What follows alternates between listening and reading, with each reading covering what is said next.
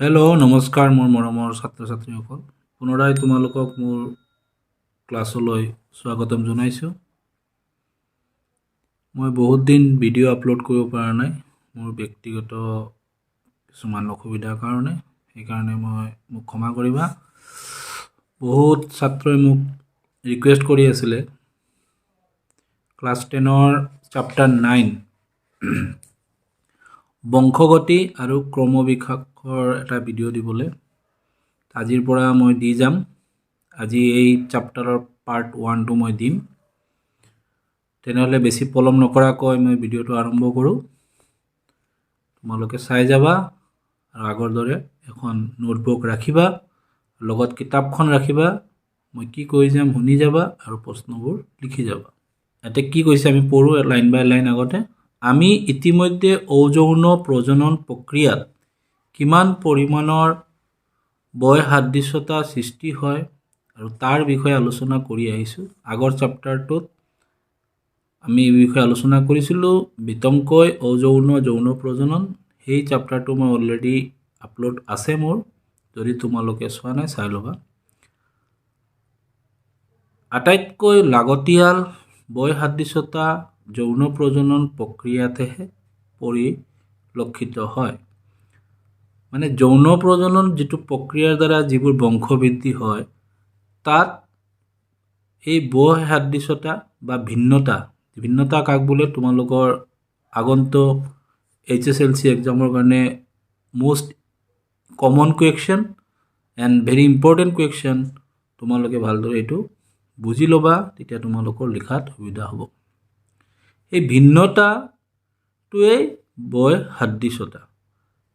এই বয়সাদৃশ্যতাটো যৌন প্ৰজনন প্ৰক্ৰিয়াত অতি সহজতে আমি পৰিলক্ষিত কৰিব পাৰোঁ। মানে আমাৰ নটিছত বা আমাৰ অবজাৰভেশ্যনত আমি অতি সহজতে ল'ব পাৰোঁ। কিন্তু অযৌন প্ৰজননতো বয়সাদৃশ্যতা হয়, কিন্তু আমি সূক্ষ্মভাৱে নিৰীক্ষণ কৰিব লাগে তেতিয়াহে। ধৰা আমি যদি এডৰা কুঁহিয়াৰ নিৰীক্ষণ কৰোঁ তেতিয়া সিহঁতৰ প্ৰত্যেকৰে পৰস্পৰৰ মাজত নামমাত্ৰহে বয়সাদৃশ্যতা দেখা পাম। কুঁহিয়াৰ তোমালোকে দেখিছা, কুঁহিয়াৰৰ ডাল কাটি যদি ৰুৱাই দিওঁ আকৌ তাৰ পৰা এডাল কুঁহিয়াৰ হ'ব। যদি এনে আমি চাওঁ আটাইবোৰ সেই কুঁহিয়াৰবোৰ একে লাগিব। এটা ঠাইত বংশবৃদ্ধি হোৱা কুঁহিয়াৰবোৰ দেখাত একে লাগিব, কিন্তু আমি যদি সূক্ষ্মভাৱে খুব মাইনৰিটলি যদি অবজাৰ্ভ কৰোঁ তেন্তে তাতো আমি বয়সাদৃশ্যতা দেখা পাম। এইটো 100% পামেই। কিন্তু মানুহকে ধৰি অন্যান্য প্ৰাণীৰ মাজত যিবিলাক যৌন প্ৰজননৰ যোগেদি বংশবিস্তাৰ কৰে সিহঁতৰ মাজত এনে বয়সাদৃশ্যতা বেছিকৈ পৰিলক্ষিত হয়। কিন্তু যিবোৰ যৌন প্ৰজননৰ দ্বাৰা বংশবৃদ্ধি কৰে মানুহকে ধৰি, মই এটা এক্সাম্পল দিওঁ। তোমালোকৰ বহুতৰে ভাই ভনী আছে, বহুতৰ ঘৰত দুটা ভাই, এটা বাইদেউ বা ভণ্টি ভাইটি, দুটা পোৱালি, দুটা ল'ৰা একে মাতৃ পিতৃৰ সন্তান, কিন্তু দুটাৰেই চাবা দৈহিক গঠনটো বেলেগ। মাতৃ পিতৃ এজনেই, কিন্তু ভিন্নতাটো আমাৰ চকুত পৰিয়ে যায়, হয়নে নহয়? যদি টুইনছ হয় তেতিয়াও সিহঁতৰ মাজত বয়সাদৃশ্যতা দেখা দিব। সহজতে আমি যিকোনো মানুহে ক'ব পাৰিব এজন অমুক তাৰ ভাই, কিবা এটা মিল থাকিব, কিন্তু ভিন্নতাটো খুব বেছি থাকে, যিটো আমি অযৌন প্ৰজননৰ দ্বাৰা বংশবৃদ্ধি কৰা জীৱবোৰত নিৰীক্ষণ সহজতে কৰিব নোৱাৰোঁ। এতিয়া এই অধ্যায়ত আমি এনে বয়সাদৃশ্যতা কেনেকৈ সৃষ্টি হয়, এতিয়া বয়সাদৃশ্যতা এই ভিন্নতাবোৰ কিয় সৃষ্টি হয়, কেনেকৈ সৃষ্টি হয় আৰু বংশানুক্ৰমে কেনেদৰে প্ৰবাহিত হয়, এটা বংশৰ পৰা আন বংশৰ পৰা বংশ কিদৰে গৈ থাকে। এতিয়া আমাৰ আগত আমাৰ ককাহঁত আছিলে, ককাহঁতৰ দেউতা আছিলে, আকৌ দেউতাৰ ককা, এইদৰে আমাৰ বংশবোৰ আহি আজি আমি হৈছোঁ। ঠিকে আছে, এতিয়া আমাৰ পিছত আৰু নেক্সট জেনাৰেশ্যন আহিব, আমি কওঁ তো এইদৰে আমাৰ বংশগতি চলি আছে। সকলো মানুহৰে নিজৰ নিজৰ এটা বংশ আছে, সকলো প্ৰজাতি সকলো জীৱৰে নিজৰ নিজৰ এটা বংশ আছে। মনত ৰাখিবা, এটা দীঘলীয়া পৰিক্ৰমাত একত্ৰীকৰণ হোৱা এনে বৈসাদৃশ্যতাৰ গুৰুত্ব অসীম। এই যে বৈসাদৃশ্যতা যদি নাথাকিলেহেঁতেন পৃথিৱীত কোনো জীৱ প্ৰজাতি, আমি মানৱ প্ৰজাতি, এনেদৰে চৰাইৰ প্ৰজাতি আছে, বিভিন্ন একোষী জীৱীয় প্ৰজাতি আছে যিবোৰ আমি খালী চকুৰে দেখা নাপাওঁ, এই গোটেই জীৱবোৰ কি হ'লহেঁতেন? ধ্বংস হৈ গ'লহেঁতেন। যদি এই সৰু কথা, এই বৈসাদৃশ্যতাটো যদি নাথাকিলেহেঁতেন তেতিয়াহ'লে কিন্তু পৃথিৱীত জীৱ নাথাকিলেহেঁতেন, জীৱ শূন্য হৈ গ'লেহেঁতেন। এই বিষয়ে আমি ক্ৰমবিকাশ দফাত, ইয়াতে চোৱা দুটা পাৰ্ট আছে, এটা হ'ল বংশগতি, আন এটা পাৰ্ট হ'ল ক্ৰমবিকাশ। কিন্তু দুখৰ কথা, তোমালোকৰ চিলেবাছটো ডিডাক্ট হোৱাৰ কাৰণে এই ইণ্টাৰেষ্টিং এটা টপিক আছে ক্ৰমবিকাশ, এইটোৰ বিশেষ এটা অংশ তোমালোকৰ এইবাৰ ডিউ টু কৰোণা, এই কৰোণাটো চোৱা এটা ভাইৰাছ, কৰোণাই বহুত মানুহ মাৰিলে, একে ঘৰতে এজনৰ কৰোণা হৈ মৰি গ'ল, বাকী কেইজন নমৰিলে। কিয়? এই বৈসাদৃশ্যতা থকাৰ কাৰণে। আজি যদি এই বৈসাদৃশ্যতা নাথাকিলেহেঁতেন গোটেই মানৱ জাতিটো, প্ৰজাতিটো পৃথিৱীত নাইকিয়া হৈ গ'লহেঁতেন, কোনেও নেবাচিলেহেঁতেন। তোমালোকে শুনা পাইছা কৰোণাৰ কাৰণে কোনোবাৰ ককা ঢুকাইছে, কাৰোবাৰ ঘৰত দুজন ঢুকাইছে, কিন্তু গোটেই ফেমিলিটো কিন্তু মৰি যোৱা নাই। মানে কিছুমানৰ প্ৰতিৰোধ ক্ষমতা আছে, কিছুমানৰ নাই। কিয় আছে? একে বংশৰ পৰা আহিছে, একে মাতৃ পিতৃৰ পৰা আহিছে, তথাপিও জীয়াই থাকিলে নে নাই? সেইকাৰণে এই বস্তুটোৰ কাৰণেহে জীয়াই থাকিব পাৰিলে। মানুহে যে কয় পৃথিৱী এদিন ধ্বংস হ'ব, আমাৰ মানৱ জাতি নাইকিয়া হৈ যাব, মানৱ জাতিটো নাইকিয়া হৈ নাযায়, আজিৰ যুগৰ মানৱবোৰ নাথাকিব পাৰে।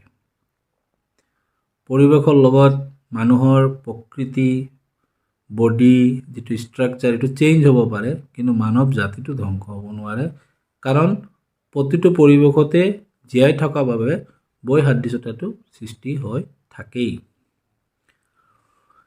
তেনেহ'লে আমি এতিয়া ইয়াতে এটা চাওঁ, প্ৰজনন কালত একত্ৰীকৰণ আৰু হোৱা প্ৰজননৰ ফলতহে নতুন জীৱৰ সৃষ্টি হয়, নতুন পোৱালিৰ জন্ম হয়। এই প্ৰজননৰ একত্ৰীকৰণত কি হয়? বৈসাদৃশ্যতাৰ সৃষ্টি হয় বা প্ৰকাৰণ হয়, উদ্ভাৱন হয়। ইয়াতে এটা সৰু এক্সাম্পল দিছে, মই আগতে এক্সাম্পলটো দেখাই দিওঁ। ধৰা হ'ল এইটো এটা বেক্টেৰিয়াৰ এক্সাম্পল দিছে। তোমালোকে ধৰি লোৱা এইটো এটা মূৰ, এইটো ভৰি, এইটো দুটা হাত। এটা বেক্টেৰিয়াৰ পৰা অযৌন প্ৰজননত আমি জানো একক জীৱৰ পৰাই নতুন দুটা প্ৰজাতিৰ জন্ম হৈছে। এইটো হ'ল প্ৰথম, মানে পিতৃৰ পৰা এইটো প্ৰথম বংশ বৃদ্ধি হৈছে, এইটো ফাৰ্ষ্ট জেনাৰেশ্যন, আৰু এইটো দ্বিতীয় প্ৰজন্ম। চোৱা, এই বেক্টেৰিয়াটোৰ লগত এই বেক্টেৰিয়া দুটাৰ আকৃতিটো একেই আছে, ইয়াৰ এটা মূৰ, ইয়াৰো এটা মূৰ, ইয়াৰ দুটা হাত, ইয়াৰ দুটা হাত, এইটো মই ধৰি লৈছোঁ দেই, মূৰ বুলি এনে ধৰি লৈছোঁ, আৰু এইটো ভৰি, এইটো ভৰি। কিন্তু লক্ষ্য কৰিছানে, ইয়াৰটো কি আছিলে? ব্লু কালাৰ, এইটো ৰেড হৈ গ'ল তাৰ মূৰটো, ইয়াৰ ভৰিটো আকৌ কি হৈ গ'ল? গ্ৰীণ হৈ গ'ল। একে পিতৃৰ পৰা আহিছে, কিন্তু সূক্ষ্মভাৱে চালে আমি কি চালোঁ? এটা পাৰ্থক্য আহিছে, ভিন্নতা আহিছে, বৈসাদৃশ্যতাটো দেখা পালোঁ। ইয়াৰ পৰা আকৌ দুটা ওলালে, ইয়াৰ পৰা আকৌ দুটা উলিয়ালে, কেইটা ওলালে? চাৰিটা। এইটো আমাৰ কি প্ৰজন্ম? দ্বিতীয় প্ৰজন্ম। ইয়াতে কৈছে চোৱা, ইয়াতে পঢ়ো এতিয়া, এটা প্ৰজন্মৰ পৰা পৰৱৰ্তী প্ৰজন্মলৈ বংশানুক্ৰমিকভাৱে প্ৰবাহিত চৰিত্ৰবিলাক পৰৱৰ্তী প্ৰজন্মত আগৰ প্ৰজন্মৰ জীৱবিলাকৰ দেহৰ গঠনশৈলী বা আকাৰৰ সৈতে দেখাত একে যেন লাগিলেও সূক্ষ্মভাৱে পৰ্যবেক্ষণ কৰিলে কিছুমান পাৰ্থক্য পৰিলক্ষিত হয়। এই লাইনটোৰ শব্দটো ইয়াতে আছে চোৱা এটা প্ৰজন্ম এইটো এটা প্ৰজন্ম ইয়াৰ পৰা এইটো প্ৰজন্ম আহিছে পৰৱৰ্তী প্ৰজন্ম বংশানুক্ৰমে প্ৰবাহিত চৰিত্ৰবিলাক বংশানুক্ৰমে প্ৰবাহিত হৈ থাকে পৰৱৰ্তী প্ৰজন্মত এইটো পৰৱৰ্তী প্ৰজন্ম আগৰ প্ৰজন্মৰ জীৱবিলাকৰ দেহৰ গঠনটো একেই এইটো আৰু এইটো দেহৰ গঠনটো একেই দেখাটো একেই অলপ ভালদৰে চালে চাবা তোমালোকে কালাৰটো চেঞ্জ হৈ গৈছে ঠিক আছে এতিয়া দ্বিতীয় প্ৰজন্মত জীৱবিলাক প্ৰথম প্ৰজন্মতকৈ কিছু ক্ষেত্ৰত বেলেগ হয় সেইদৰে দ্বিতীয় প্ৰজন্মৰ জীৱবিলাকৰ পৰা সৃষ্টি হোৱাখিনিও সূক্ষ্ম পৰিৱৰ্তন নিশ্চিতভাৱে পোৱা যাব 9.1 ডেট মিন্স তোমালোকক এইটোৰে বুজাইছে প্ৰথমৰ পৰা এইটো পেৰেণ্টিয়েল মানে যেটো এক পিতৃকোষৰ পৰা প্ৰথম জেনাৰেল প্ৰথম প্ৰজন্ম আহিলে অলপ পাৰ্থক্য দেখা পালা প্ৰথম প্ৰজন্মৰ লগত দ্বিতীয় প্ৰজন্মৰ অলপ পাৰ্থক্য এইটো ৰঙৰ অলপ পাৰ্থক্য হৈছে ইয়াতে ৰেড দুটাই আহিছে কিন্তু হাতৰ কালাৰ দুটা চেঞ্জ হৈ গ'ল এটা কি লিখিছে আমি এবাৰ পঢ়ো ধাৰাবাহিকভাৱে এটা প্ৰজন্মৰ পৰা আন এটা প্ৰজন্মত সৃষ্টি হোৱা বিচিত্ৰতা ভিন্নতা বৈসাদৃশ্যতা এইটো আমাৰ জীৱ এই পৃথিৱীত যিকোনো জীৱ যিকোনো প্ৰজাতি জীয়াই থকাৰ বাবে আটাইতকৈ প্ৰয়োজনীয় বৈশিষ্ট্য এইটো যদি নাথাকিলেহেঁতেন ভিন্নতা নাথাকিলেহেঁতেন পৃথিৱীত কোনো জীৱ জীয়াই নাথাকিলেহেঁতেন ধৰা হ'ল একেবাৰে ওপৰৰ স্তৰত থকা মূল জীৱটোৱে দুটা জীৱ সৃষ্টি কৰিলে যাৰ দেহৰ আকাৰ একে যদিও তাত সূক্ষ্ম তাৰতম্য আছে কৈছে এই যে একেবাৰে ওপৰত থকাৰ পৰা দুটা জীৱৰ সৃষ্টি হ'ল আকাৰ গঠন সব একেই ভালদৰে আমি পৰ্যবেক্ষণ কৰিলে দেখা পাম ইয়াৰ মূৰটো ৰঙা ইয়াৰ মূৰটো গ্ৰীণ সেউজীয়া তাৰপিছত কি কৈছে চাওঁ একেবাৰে তলৰ শাৰীৰ চাৰিওটা জীৱৰ প্ৰত্যেকটোৱে ইটোৰ লগত সিটোৰ কিছু ক্ষেত্ৰত অমিল আছে যিয়ে নহ'লেও এইবোৰৰ কিছুমান তাৰতম্য অদ্বিতীয় হিচাপে সৃষ্টি এনেদৰে পাৰ্থক্য আছে অদ্বিতীয় এইটোৰ লগত এইটো নিমিলে চোৱা ইয়াৰ আকাৰটো একে অলপ ৰঙৰ হাললনি হৈছেনে দেখাত এইটো অদ্বিতীয় আনবিলাক সিহঁতৰ প্ৰত্যেক পুৰুষৰ পৰা বংশান আৰু কিছুমান কাৰেক্টাৰ মিলিয়ে আছে চোৱা গঠনটো একেই কিছুমানৰ কালাৰ একেই আছে এইটোৰ বংশৰ এই আগৰ একদম প্ৰত্যেক পুৰুষৰ যিটো কাৰেক্টাৰ এইবোৰ পুৰা মানি আহি আছে কিছুমানহে পুৰা সম্পূৰ্ণ ভিন্নতা নাহে লাহে লাহে ভিন্নতাটো কি হ'ব বাঢ়ি গৈ থাকিব কাৰণ লাহে লাহে আমাৰ পৰিৱেশটো পৰিৱৰ্তন হৈ গৈ আছে আদিম যুগত মানুহবোৰ আমাৰ দৰে নাছিলে অলপ বেলেগ ধৰণৰ আছিল পৰিৱৰ্তন হওঁতে আজি আমি এই পৰ্যায় পালোঁ এতিয়া আৰু 1000 বছৰ 2000 বছৰ পিছত মানুহৰ আকৃতি এইদৰে নাথাকিবও পাৰে হয়নে নহয় তে এই ক্ৰমবিকাশটো একদম ধীৰ গতিত হয় আমাৰ চকুত নপৰে বংশানুক্ৰমে প্ৰভাৱিত হোৱা যিবিলাক ইটোৰ লগত সিটোৰ কি থাকে অমিল থাকে এতিয়া কিয় হয় সেইটো মই এটা তোমালোকক বুজাই আছোঁ তোমালোকে কোষ পাইছিলা কোষ এইটো এটা কোষ ধৰা কোষৰ ভিতৰত কি থাকে এইটো নিউক্লিয়াছত কিছুমান ক্ৰমোজম থাকে এই কি কয় ক্ৰমোজম যেতিয়া প্ৰজনন হয় নতুন জীৱৰ সৃষ্টি হয় তেতিয়া ইয়াতে ক্ৰমোজমবিলাকত কি থাকে এই ক্ৰমোজমত আকৌ কি থাকে ডিএনএ থাকে এই ডিএনএ বোৰে কি কৰে এটা বংশৰ যিটো বৈশিষ্ট্য কঢ়িয়াই নিয়ে প্ৰথম প্ৰজন্মৰ পৰা দ্বিতীয় প্ৰজন্মত যেতিয়া প্ৰজনন হয় এই ডিএনএ বিলাকৰ প্ৰতিলিপিকৰণ হয় যেনেকুৱা তোমালোকে কিবা এটা কাগজ জেৰেক্স কৰিবলৈ দিয়া জেৰেক্সটো কেতিয়াও তোমাৰ অৰিজিনেল একে কপি ওলাব কিন্তু অৰিজিনেলৰ লগত তাৰ কি থাকে ভিন্নতা থাকে এটোতো জড় পদাৰ্থ তাতেও ভিন্নতা আহে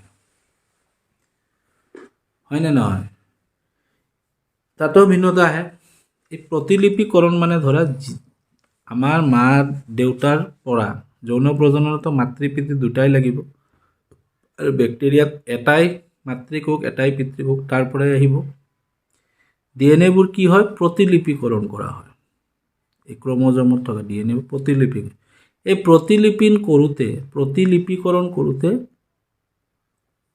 100% একুৰেট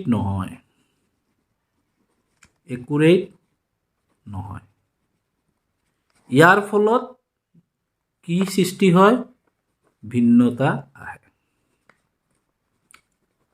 বা বিচিত্ৰতা আহে বা বৈসাদৃশ্যতা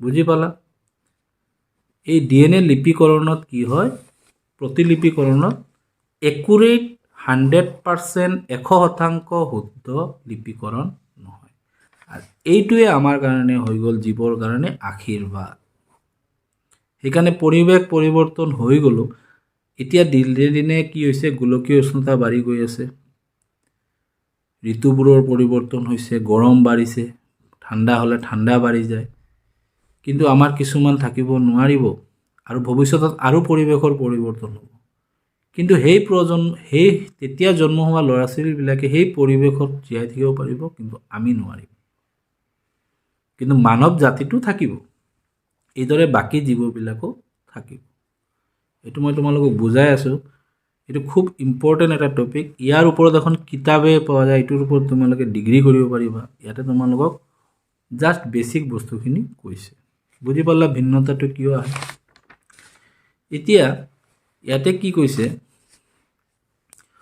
অযৌন প্ৰজনন প্ৰক্ৰিয়াৰে কেৱল অকলে অৰ্থাৎ এককভাৱে এই যে অকলে এই বেক্টেৰিয়াতে দুটা জন্ম দিছে বংশ বিস্তাৰ কৰিছে এককভাৱে এটা জীৱই বংশ বিস্তাৰ কৰা অৱস্থাটো চিহ্নিত কৰা হৈছে এই চিত্ৰ 9.1ত এইটোৱে বুজাইছে যদি কোনো এটা বেক্টেৰিয়াই দ্বিবিভাজন ঘটে তাৰ পৰা দুটা বেক্টেৰিয়াৰ সৃষ্টি হয় সেই দুয়োটা পুনৰ এবাৰ বিভাজন ঘটে তেন্তে সৃষ্টি হোৱা চাৰিওটা বেক্টেৰিয়াৰ আকৃতিগতভাৱে দেখাত প্ৰায় একে এই যে চোৱা এটাৰ পৰা দুটা দুটাৰ পৰা চাৰিটা আকৃতিগতভাৱে গোটেইকেইটা বেক্টেৰিয়া দেখাত একে আমাৰ মানুহবিলাকতো দেখাত একে হয় সবৰে মূৰ এটাই থাকে চকু দুটাই থাকে কাণ দুটাই থাকে দেখিলে কম এইবোৰ মানুহ হয় কিন্তু বেলেগ বেলেগ পৰিৱেশত থকা মানুহবিলাকৰ আকাৰ গাৰ ৰং বা একেখন ঘৰতে এটা ল'ৰা অলপ ওখ এজন অলপ চুটি চাপৰ এজন শকত এজন ক্ষীণ কিন্তু একে মা দেউতাৰ পৰা আহিছে তথাপিও আকৃত মানুহ হিচাপে মানুহেই কিন্তু অলপ কি আছে ভিন্নতা আছে তথাপিতো কিন্তু মানুহৰ ভিন্নতাটো বুজা যায় কাৰণ আমাৰ যৌন প্ৰজনন কিন্তু অযৌনত একুৰেট একে আহিব কিন্তু সূক্ষ্মভাৱে চলে এটা কাবাৰ কোনোবা এটা বেক্টেৰিয়াৰ এটা পাৰ্টৰ ৰং বেলেগ হৈ গ'ল কোনোবা এটা বেক্টেৰিয়াৰ আকাৰটো অলপ ভৰিৰ একে থাকিব কালাৰটো বেলেগ হৈ গ'ল আকাৰ আকৃতি একে থাকিব ঠিক আছে মানে অযৌন প্ৰজননত একে লাগে প্ৰায় মানে এইটো আমি ভালদৰে অবজাৰ্ভ কৰিব লাগিব হি যি কি নহওক যদি যৌন প্ৰজনন প্ৰক্ৰিয়া জড়িত হয় তেতিয়া বহু বেছি পৰিমাণে পাৰ্থক্য পৰিলক্ষিত দেখিলে গম পোৱা যায় এইটোৰ হাতটো অলপ চুটি কোনোবা এটা ল'ৰা অলপ চাপ বুজা যায় কিন্তু এইবিলাকত বুজা নাযায় আৰু এইবিলাকৰ বিষয়ে বংশগতি চৰিত্ৰ প্ৰবাহ নিয়ম আচৰণ আদি এইটো আমি যেতিয়া বংশগতিৰ চৰিত্ৰ প্ৰবাহ পঢ়িম মানে ক্ৰমবিকাশ তেতিয়া আমি এই বিষয়ে আলোচনা কৰা হ'ব বুলি কৈছে এতিয়া এই বৈসাদৃশ্যতাৰ ফলত লাভ কি হয় কোনো এটা প্ৰজাতিৰ অন্তৰ্গত এনেদৰে বৈসাদৃশ্যতাৰ সৃষ্টি হয় জন্ম হোৱা জীৱবিলাকৰ সকলোবিলাকেই প্ৰকৃতিত যে এই যে এটা প্ৰজাতিৰ পৰা এটা প্ৰজাতিৰ বহুত জীৱৰ সৃষ্টি হ'ল সেই জীৱবিলাকৰ কি হ'ব কি সৃষ্টি হ'ব বৈসাদৃশ্যতাৰ সৃষ্টি হ'ব আটাইবোৰ জীৱই জীয়াই থাকিব নে প্ৰকৃতিত নাথাকে অতি সহজে ক'ব পাৰোঁ যে নাথাকে কিয় নাথাকে প্ৰকৃতিত জীৱবিলাকৰ মাজত সৃষ্টি হোৱা এনে বৈসাদৃশ্যতাসমূহৰ ওপৰত ভিত্তি কৰি জীৱবিলাকে বেলেগ ধৰণৰ এতিয়া বৈসাদৃশ্যতাৰ ফলত এটা প্ৰজাতিতেই বেলেগ বেলেগ জীৱ এটা প্ৰজাতিৰ জীৱবিলাকৰ সকলোৰে এটা বেলেগ সুবিধা থাকিব, কিছুমানৰ সুবিধা থাকিব, কিছুমানৰ অসুবিধা থাকিব। আমি আগতেই উল্লেখ কৰি আহিছোঁ যে যিবিলাক বেক্টেৰিয়াই অতি উষ্ণতাত জীয়াই থাকিব পাৰে সেইবিলাকৰ ওপৰেৰে গৰম বতাহ প্ৰবাহিত কৰি থাকিলেও জীয়াই থাকিবলৈ সক্ষম হয়। আমি ইয়াৰ আগৰ চেপ্টাৰত ভিন্নতা চেপ্টাৰত পঢ়িছিলোঁ, জীৱই কিদৰে বংশ বিস্তাৰ কৰি চেপ্টাৰত পঢ়িছিলোঁ। ধৰা এটা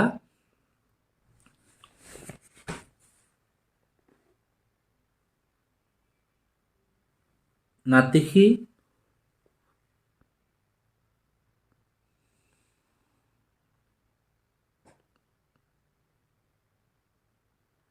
ধৰা হ'ল এটা নাতিশীত উষ্ণ জলভাগত কিছুমান বেক্টেৰিয়া আছে আৰু গোলকীয় উষ্ণতা বৃদ্ধিৰ কাৰণে হঠাৎ সেই জলভাগত কি হ'ল, হঠাৎ তাপ বাঢ়ি গ'ল। তেতিয়া তাত থকা বেক্টেৰিয়া আটাইবোৰ মৰিব নেকি? নমৰে, কাৰণ বৈসাদৃশ্যতাৰ সৃষ্টি হৈছে। তাৰে কিছু কিছু বেক্টেৰিয়া সেই গৰম অৱস্থাটোত কি কৰিব, যুঁজি পেলাই থাকিবলৈ সক্ষম হ'ব। এই যে কেইজনমান কিছু যে বেক্টেৰিয়া বাছিল সিহঁতৰ মাজত আকৌ বংশ বিস্তাৰ হ'ব। এইদৰে প্ৰজাতিটো কি হ'ব, ইমান গোলকীয় উষ্ণতাৰ পৰিৱৰ্তনৰ ফলতো আমাৰ ইয়াতে প্ৰাকৃতিক বহুত পৰিৱৰ্তন হয়, কেতিয়াবা আগ্নেয়গিৰি আহিব পাৰে, গোলকীয় বানপানী আহিব পাৰে, কিন্তু সকলো জীৱ মৰি নাযায়। যিকোনো প্ৰজাতিৰে এই কথাটোৱে কৈছে কিছুমান এই কথাটোৱে আকৌ ইয়াতে দিছে এই চেপ্টাৰত, যিবিলাক বেক্টেৰিয়াৰ অতি উষ্ণতাতে জীয়াই থাকিব পাৰে এইবিলাকৰ ওপৰেৰে গৰম বতাহ প্ৰবাহিত কৰি থাকিলেও জীয়াই থাকিবলৈ সক্ষম হয়। এনে বৈসাদৃশ্যতাৰ বিশিষ্ট জীৱবিলাকক পৰিৱেশৰ কিছুমান কাৰকৰ প্ৰভাৱত প্ৰকৃতিয়ে নিজে নিজে নিৰ্বাচিত কৰে। প্ৰকৃতিয়ে নিৰ্বাচিত কৰিব কোনটো বাচিব কোনটো। কোনোবা তাৰ এটা বিশেষ গুণ আছে, একে পিতৃকোষ দুটা বেক্টেৰিয়াৰ জন্ম হৈছে, এটাৰ লগত এটাৰ অলপ ভিন্নতা থাকিব। যিটো বেক্টেৰিয়াই এই গৰম উষ্ণতাত থাকিব পাৰে সি থাকিব, আৰু যিটোৱে নোৱাৰে সি ধ্বংস হৈ যাব, মৰি যাব। তাৰ আলমতে ক্ৰমবিকাশ প্ৰক্ৰিয়া এইদৰে বিকাশ ক্ৰমবিকাশ হৈ থাকে। এতিয়া যিজন জীয়াই থাকিলে এই গৰম উষ্ণতাত, তাৰ পৰা যিটো বংশ বৃদ্ধি হ'ব সেই বেক্টেৰিয়াবিলাকো সেই গৰম উষ্ণতাত থাকিব পাৰিব। এতিয়া কৰোণা কালত আমাৰ যিবোৰ ল'ৰা ছোৱালী জন্ম হৈছে, পোৱালি সৰু ল'ৰা ছোৱালী আৰু থাকি গ'ল, কৰোণাই একো প্ৰভাৱ কৰিব পৰা নাই, সিহঁতক আৰু কৰোণাই কোনোদিনো সিহঁতক মাৰি পেলাব নোৱাৰে। যিয়ে এই কৰোণা ভাইৰাছৰ লগত যুঁজিব পৰা নাই সিহঁতে মৰি গ'ল। এতিয়া কৰোণা ভাইৰাছটোতো ধ্বংস হোৱা নাই, ভাইৰাছটো এতিয়াও আছে, কিন্তু লাহে লাহে মৰাৰ সংখ্যাটো কি হ'ল, কমি কমি আহিলে। মানে যিয়ে যুঁজিব নোৱাৰিলে সেইবোৰ মানুহ মৰিলে, মৃত্যু ঘটিল, হয়নে? এইদৰে ভাইৰাছে গোটেই মানৱ জাতিটো ধ্বংস কৰিব নোৱাৰে, মৰিব, বহুত মানুহ মৰিব। এইদৰে সেইকাৰণে চোৱা মহামাৰীবোৰ 100 বছৰ 200 বছৰ পিছে পিছে আহে। সিহঁতৰ এই ভাইৰাছ যিবোৰ সিহঁতেও কিন্তু বহুত আগৰ পৰাই আছে, আমাক আগৰ পৰাই এটাক কৰি আছে, কিন্তু সিহঁতৰ তেতিয়া ইমান পাৱাৰ নাছিলে। ভিন্নতাটো লাহে লাহে লাহে লাহে বঢ়াই এনেকুৱা এটা ভিন্নতাত সৃষ্টি হ'ল যিহেতু আমাক ধ্বংস কৰিব পৰা এটা শক্তি পালে। এতিয়া আকৌ সিহঁতে নোৱাৰা হ'ল, লাহে লাহে আকৌ সিহঁতে এনেকৈ গেইন কৰিব, আমি সিহঁতৰ লগত এডজাষ্ট হ'লোঁ। মানে এইটো কমন, আমাক একো কৰিব নোৱাৰে, আমাৰ গাইহঁতক চিনি পালে আমাৰ শৰীৰবিলাক। এইটোৱে আছিলে কথাখিনি প্ৰথম পাৰ্টত। এতিয়া আমি এটা প্ৰথম প্ৰশ্নটো আমি আলোচনা কৰোঁ প্ৰশ্নাৱলীৰ। যদি অযৌন প্ৰজনন প্ৰক্ৰিয়াৰে বংশ বিস্তাৰ কৰা কোনো এটা প্ৰজাতি, কি প্ৰক্ৰিয়াৰে? অযৌন প্ৰজনন, যিকোনো এটা প্ৰজাতি জনসংখ্যাৰ চৰিত্ৰ, বিভিন্ন চৰিত্ৰ থাকে, দুটা চৰিত্ৰ ধৰিছে, এটা চৰিত্ৰৰ বৈশিষ্ট্যৰ পৰিমাণ চৰিত্ৰটো 10% আছে, সেই একে জনসংখ্যা একে প্ৰজাতিৰে চৰিত্ৰটো 60% হয়। তেন্তে কোনটো চাৰিত্ৰিক বৈশিষ্ট্য আগতীয়াকৈ উৎপত্তি হৈছিল? এটো আগত উৎপত্তি হৈছিল নে বিটো আগত উৎপত্তি হৈছিল? এতিয়া এই বিষয়ে উত্তৰটো মই দিওঁতে এই ছবিটোৰ সহায় ল'ম, তেতিয়া তোমালোকৰ কনচেপ্টটো ক্লিয়াৰ হ'ব। চোৱা, এই বেক্টেৰিয়াৰ পৰা দুটা বেক্টেৰিয়াৰ সৃষ্টি হৈছে। ইয়াৰ মূৰটো হ'ল ৰঙা, ইয়াৰো ৰঙা, ইয়াৰো ৰঙা।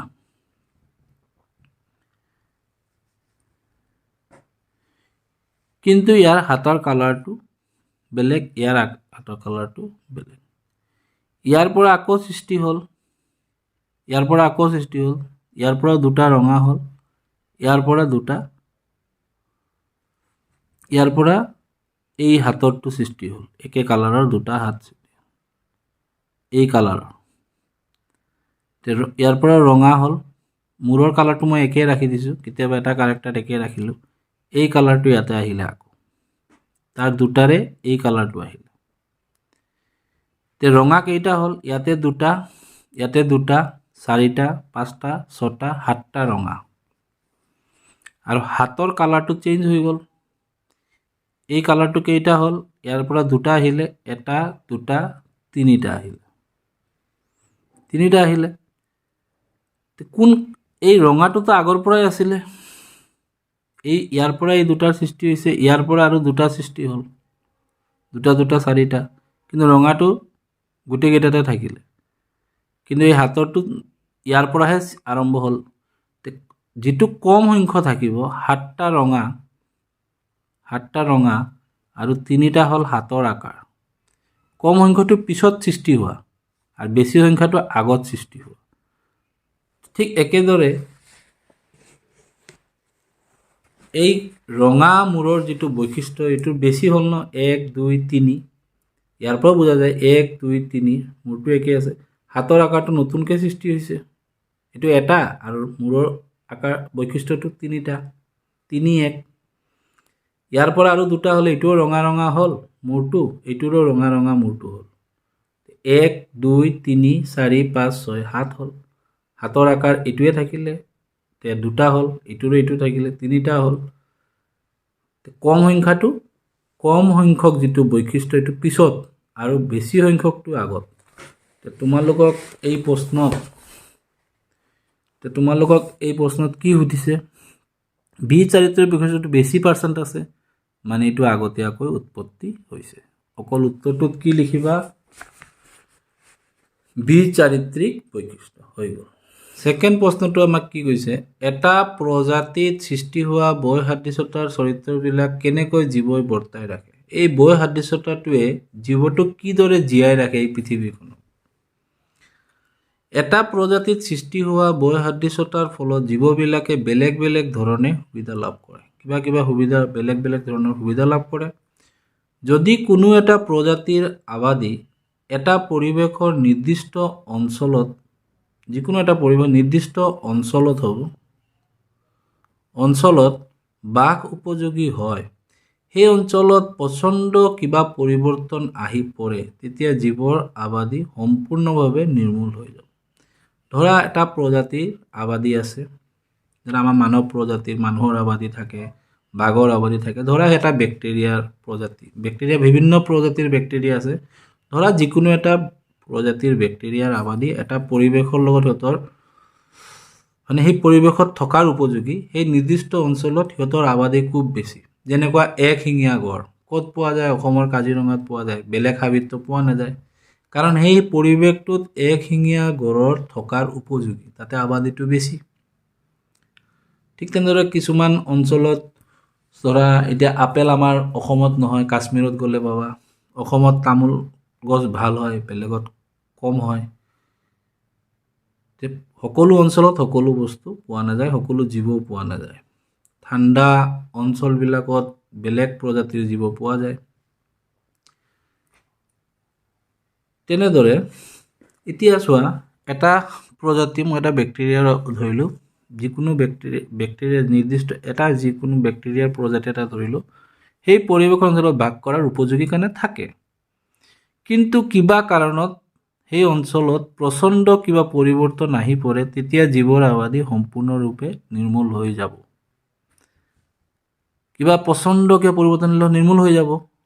যাবনে নেযায় হৈ যাব বুলি মই লিখিছোঁ নেযায় কিন্তু কিয় নেযায় এতিয়া লিখিম কিন্তু বয় সাদৃশ্যতাৰ ফলত প্ৰজাতিটোৰ কিছুমান জীৱ জীয়াই থাকিব পাৰে কিন্তু এই যে বয় সাদৃশ্যতা আছিলে সেইকাৰণে কি হয় কিছুমান জীৱ জীয়াই থাকিব উদাহৰণস্বৰূপে যদি নাতিশীতোষ্ণ জলভাগত বেক্টেৰিয়াৰ আবাদী বাস কৰি থাকে য'ত বেছি গৰম নাই জলভাগত বেক্টেৰিয়াৰ এটা আবাদী আছে আৰু গোলকীয় উষ্ণতা বৃদ্ধি হোৱাৰ ফলত আটাইবোৰ বেক্টেৰিয়া ধ্বংস হৈ নাযাব কাৰণ প্ৰজাতিত সৃষ্টি হোৱা কাৰণ সেই প্ৰজাতিত কি সৃষ্টি হৈছে DNA প্ৰতিলিপিকৰণৰ ফলত বয় সাদৃশ্যতাৰ সৃষ্টি হৈছে সৃষ্টি হোৱা বয় সাদৃশ্যতাৰ ফলত কিছুমান বেক্টেৰিয়া অতি উষ্ণতাত জীয়াই থাকিব আৰু বংশবৃদ্ধি কৰিব এইদৰে আবাদীত এই প্ৰজাতিটোক কি দিলে সুৰক্ষা দিলে এই প্ৰশ্নটো খুব ইম্পৰ্টেণ্ট তোমালোকৰ ফাইনেল এক্সামৰ কাৰণে